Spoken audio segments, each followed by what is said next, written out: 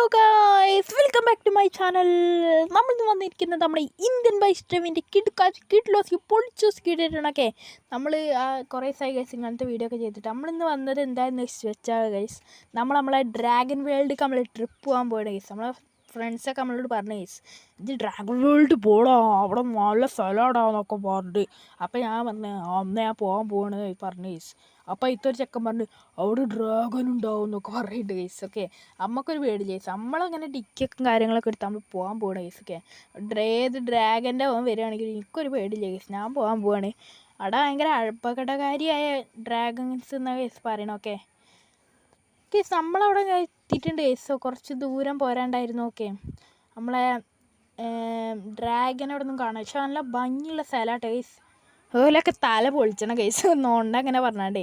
അയ്യോ ഡ്രാഗൻ വന്ന്, അയ്യോ ഡ്രാഗനല്ലേ പടച്ചോനെ.